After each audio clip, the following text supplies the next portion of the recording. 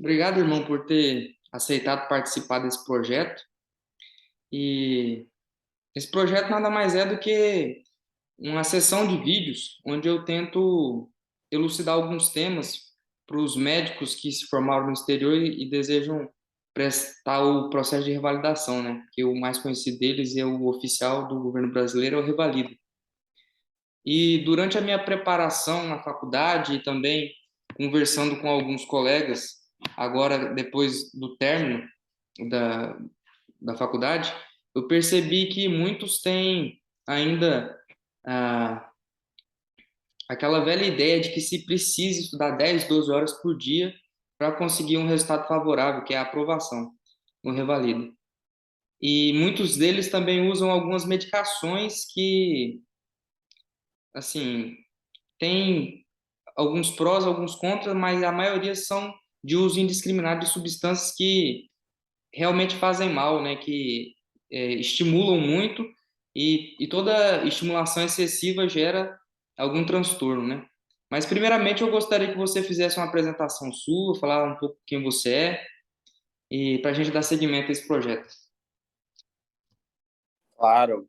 Primeiramente, eu que agradeço o convite. É sempre um prazer estar podendo contribuir, certo? Principalmente com os profissionais da área da saúde, que eu vejo muito que a área da saúde é uma área muito bonita, sempre foi vista dessa forma, só que em contrapartida, os bastidores são pouco apresentados, né? E muito engloba muitas vezes isso que você acabou de falar, por exemplo, em relação a medicamentos, etc., que é uma das partes que a gente vai abordar aqui hoje. Eu sou o André, sou farmacêutico generalista e farmacêutico clínico atuando no ramo da manipulação também. E atualmente graduando em medicina, assim como vários parceiros nossos que estão aí para terminar o curso, etc., para poder dar um ingresso aí no ramo da área da saúde. E vamos dar prosseguimento a algumas dúvidas, a esclarecer algumas questões, principalmente voltadas para essa parte dos estudos, que muitas vezes deveria ser algo bom, benéfico para nós, não só como pessoa, mas como profissionais também, como pessoas, mas como profissionais, e acaba por se tornar algo muitas vezes martirizante, porque isso se torna uma obrigação e um obstáculo, em vez de se tornar algo a ser conquistado. Pelo menos na minha visão, durante o meu curso de farmácia, agora durante o meu curso de medicina, eu vejo muito a conquista por sendo algo positivo, e um obstáculo, ele pode se tornar algo negativo. Então, a gente vai estar abordando um pouquinho esses dois lados aí, correlacionando com a farmacologia, o uso indiscriminado dela, muitas vezes, por acadêmicos ou por pessoas já formadas que estão querendo passar no processo de revalidação. Certo. E, assim, só tirando uma dúvida geral da população, porque normalmente tende-se a achar que o farmacêutico ele só é aquele responsável pela farmácia, né? Que é aquele cara responsável só por assinar ali a farmácia ou então só para vender o medicamento para a população. Fala um pouquinho mais sobre as áreas de atuação que um farmacêutico pode atuar e fala um pouquinho da sua área de atuação. Vamos lá, então. Exatamente isso vem sendo desmistificado com o tempo, que o farmacêutico é simplesmente aquela pessoa que vai passar o medicamento para o cliente ou para o paciente ali no balcão, passar as orientações conforme vai utilizar e finalizou ali a área de atuação dele, né? Mas hoje nós temos mais 60 formas de atuação no ramo farmacêutico. Eu, por exemplo, trabalho especificamente na área clínica e no ramo da manipulação, certo? Mas como farmacêuticos, a gente tem o respaldo para trabalhar na área de estética, na área de controle de qualidade, seja de cosméticos, de nutracêuticos novos, na área de pesquisa de novos medicamentos, nos próprios laboratórios de análises clínicas, muitas vezes, certo? Então, assim, o nosso leque, nossa gama de opções é muito grande. E um que é visto como uma forma simples, mas que de antemão não é, já deixo bem esclarecido, é o trabalho no próprio balcão de farmácia. porque ali é o último contato que o paciente vai ter antes dele utilizar a medicação que foi prescrita, certo? Então, assim, toda a orientação correta, a forma de utilizar, com quais alimentos ou não pode ser ingerido, conforme vai ser utilizada aquela medicação, é visto como uma forma simplória. E muitas vezes, quando não passado uma orientação correta, esse paciente pode haver um simples paracetamol, por exemplo, sendo feito um uso indiscriminado e sem uma orientação correta, pode vir a levar um paciente a ter um problema de fígado. Então, assim, essa visão simplória de um farmacêutico somente no balcão deve ser revista muitas vezes não só pelos profissionais da saúde, mas como pela população em geral, certo? Eu trabalho especificamente no ramo da clínico, que é realizando a análise de exames, a prescrição farmacêutica que tem dentro da nossa legislação, certo? Até onde a gente pode prescrever os fitoterápicos, etc. E isso eu vejo de uma forma, doutor Igor, como um auxílio. Tem muitas vezes que a gente acha e fala, nossa, mas um farmacêutico pode atuar na área clínica? Sim, nós temos o respaldo para isso, dentro das nossas legislações, obviamente, e isso acaba, na verdade, teria que ser visto como uma forma de auxílio, tanto para os médicos, para uma equipe multidisciplinar propriamente dita, né? Certo.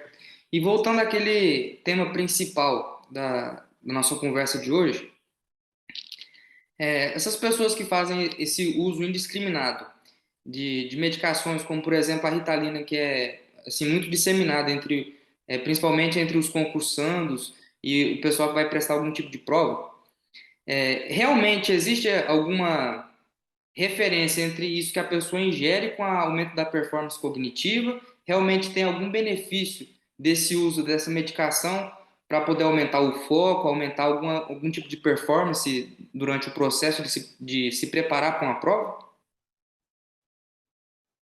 Vamos a alguns pontos a serem esclarecidos. Que tipo de performance estamos falando? Entendeu? Primeiro de tudo. Porque, assim, N estudos, a medicação em si, ela é para outros tratamentos, certo? A própria Ritalina, que é utilizada indiscriminadamente pela população de concurseiros, de revalidandos, até próprios acadêmicos dentro da faculdade para poder passar nas provas, né? A gente percebe, infelizmente, isso acaba sendo uma realidade dentro das universidades. E a gente tem que levar muito em consideração o risco-benefício. E segundo ponto, primeiro ponto, risco-benefício. Segundo ponto, é um medicamento controlado.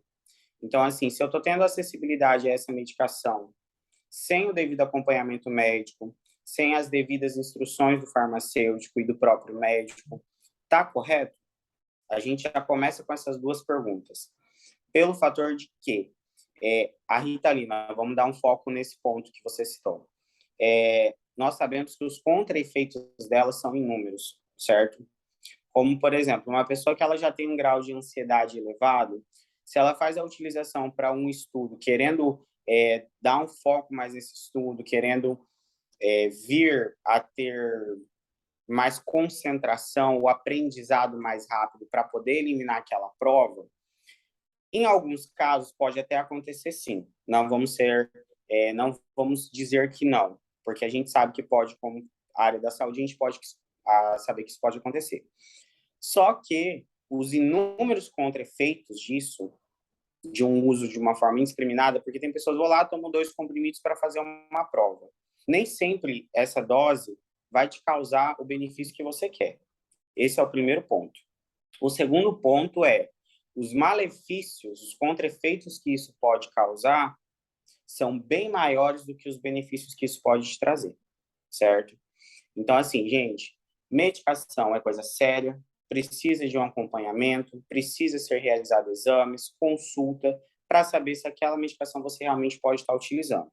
Isso nós demos um enfoque hoje na Ritalina, que é uma das mais conhecidas, nessa finalidade de acelerar o pensamento, de gravar mais as coisas de forma mais rápida.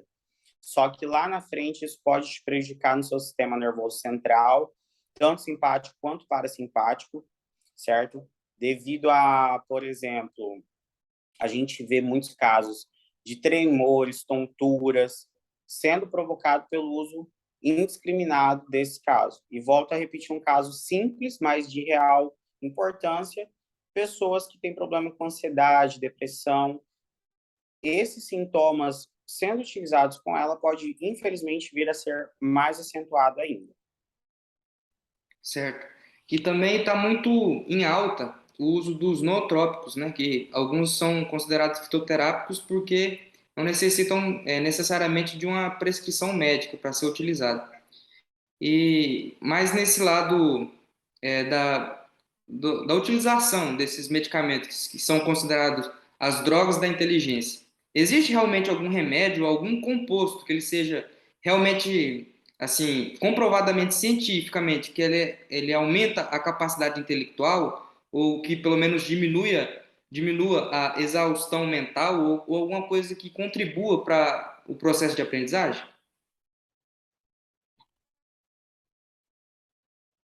Certo. Sim. Primeira resposta é sim. Em relação aos nootrópicos, por exemplo, medicamentos mais no ramo fitoterápico, nós temos, por exemplo, piracetam, ginkgo biloba, que sim, tem estudos comprovados cientificamente, certo? Primeiro ponto é esse. Segundo ponto, para uma medicação ela entrar em vigor, para ela entrar no ramo farmacêutico, ser industrializada, ela passa todo por um processo de farmacovigilância. Não vou entrar em detalhes específicos agora, mas a farmacovigilância ela engloba 4 processos, desde testes a estudos in vitro, em laboratório, depois em vivo, para que eles possam vir a ser utilizados pela população. Então, sim, há comprovação científica, e não só por conta da comprovação científica, mas por conta dessa questão da farmacovigilância.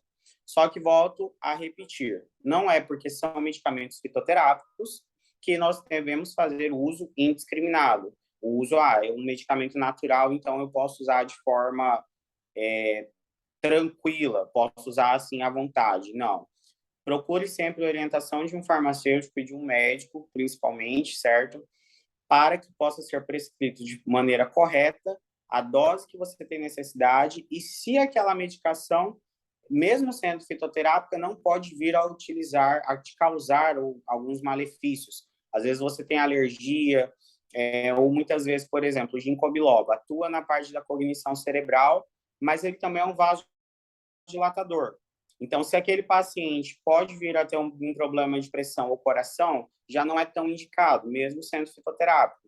Tudo isso a gente tem que levar em consideração exatamente para ter um uso racional da medicação e para receber os benefícios que ela pode trazer para o nosso organismo.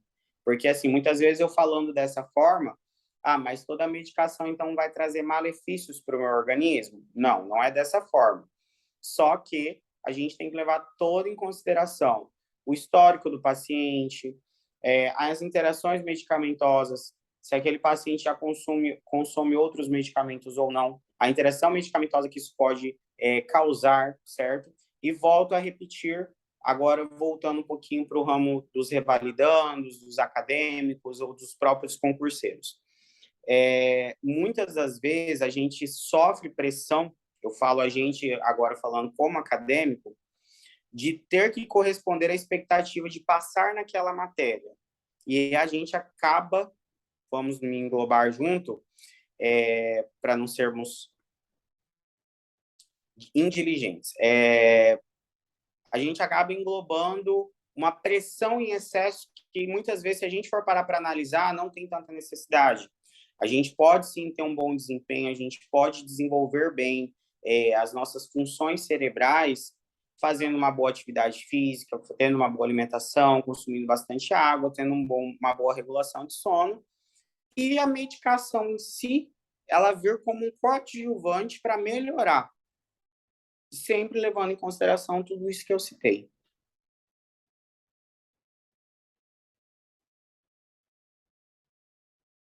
É realmente muito importante deixar claro isso, porque muitas vezes a pessoa faz tudo errado, se alimenta mal, não pratica atividade física, dorme mal e acha que um remédio, uma substância, ela vai ser capaz de conseguir tirar todo esse processo negativo que ela vem apresentando com a sua conduta, né, durante esse processo, e acho que vai ser uma fórmula mágica, né? Algum. Doutor, tá travando um pouco. Tá conseguindo me ouvir? Repete, por favor. Agora sim. Então, a pessoa é um contexto que engloba vários aspectos, né? Não só o estudo ativo, que é a pessoa realmente estudar, mas também existe a questão do sono, a qualidade do sono que a pessoa tem que ter. O exercício físico é comprovadamente científico que realmente tem um ganho, um aumento ali na capacidade de retenção de conteúdo, até pelo simples fato de aumentar o aporte de oxigênio no cérebro. E alimentação também, sem dúvida, é muito importante, principalmente nessa fase de preparação, né, nessa jornada de preparação. E às vezes a pessoa não tem ajustado todos esses aspectos que são igualmente importantes e querem que o uso de uma substância ou algum tipo de droga seja aquela chave de mágica, né? Aquele ponto que só aquilo seria o suficiente.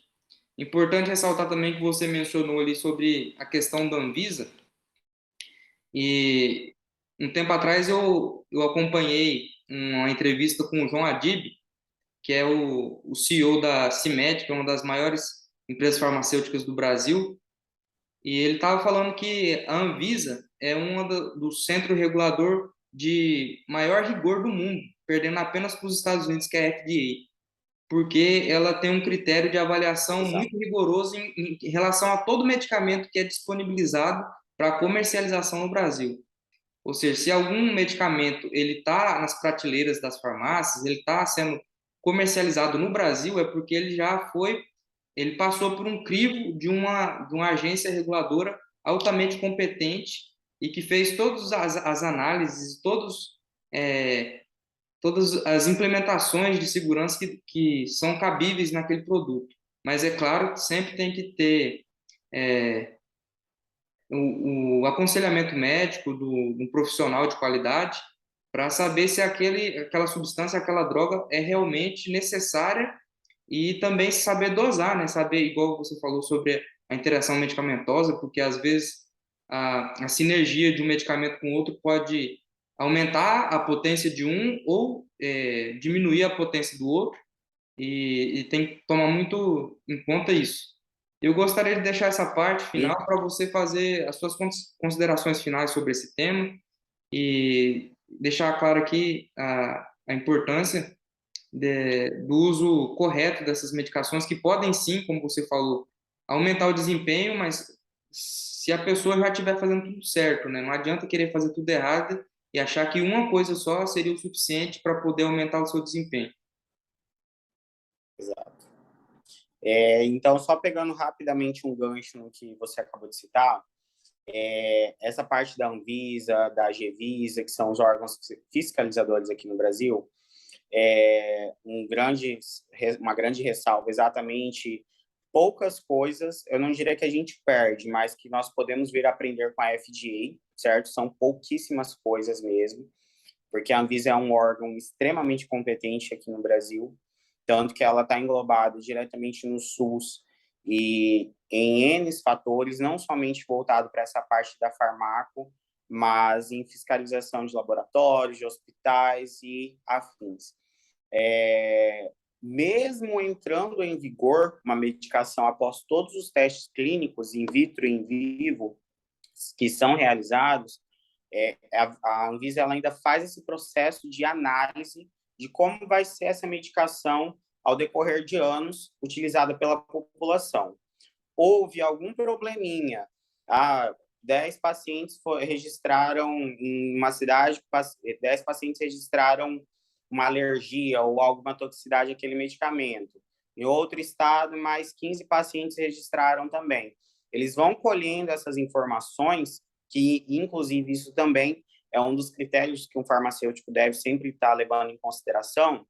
Se algum paciente chegar reclamando, eu tive alergia a tal medicamento, faz a anotação, faz o envio para a Anvisa, porque isso acaba auxiliando ela. Se algum medicamento excedeu a quantidade que poderia dar de alergias, de interações, etc., é recolhida essa medicação, feita uma reanálise para que talvez ela possa ou não voltar para o mercado, certo? Então, só um respaldo aí, exatamente para que esse respaldo? Para a gente entender que toda a medicação, para ela vir, voltamos a repetir o que eu citei, que você citou, para ela vir para o mercado, ela precisa ter uma qualidade próxima de 100% ou 100%, vamos dizer assim, com respaldo, com garantia da ação dela e da pouca taxa de toxicidade que ela pode vir a causar no ser humano, certo?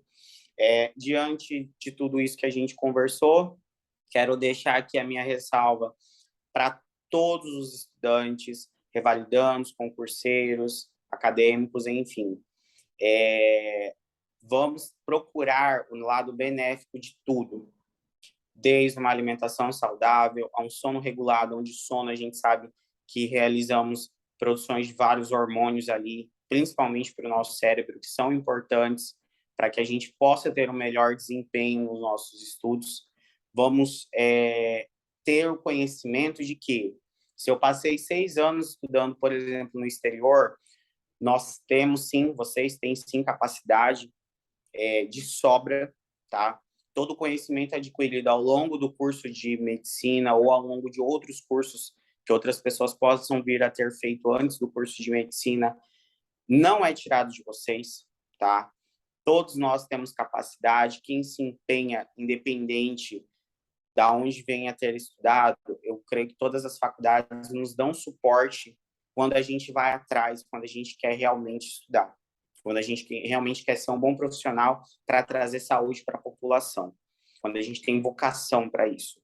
Então, diante disso, aos que vão fazer revalida, aos que já passaram pelo processo, não é um processo fácil. Eu sei que é um processo que muitas vezes desgasta física e emocionalmente, psicologicamente, mas tenham em mente que a saúde de vocês deve vir em primeiro lugar. E com isso, o uso indiscriminado da medicação não vai te trazer benefícios. Então, procure sempre a orientação correta de um médico, de um farmacêutico, do que você pode vir a estar utilizando para otimizar os seus resultados, se é isso que você quer, se é isso que você está em busca de um ativo, vamos dizer assim, de um medicamento para contribuir, analise as melhores opções para você, faça uma consulta, faça exames. E outro ponto, volto a repetir, todo conhecimento que você adquiriu, ninguém toma isso de você.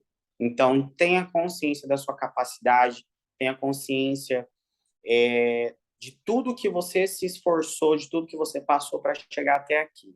Eu garanto que vai ser só mais uma etapa e que você vai vencer.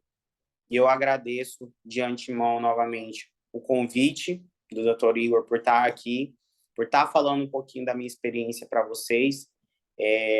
Às vezes teria muito mais coisa para estar compartilhando, mas essa é a mensagem que eu quero deixar para vocês, que independente das batalhas, independente das lutas, não deixem a qualidade de vida de vocês diminuir. Pelo contrário, sejam exemplos para os futuros pacientes de vocês.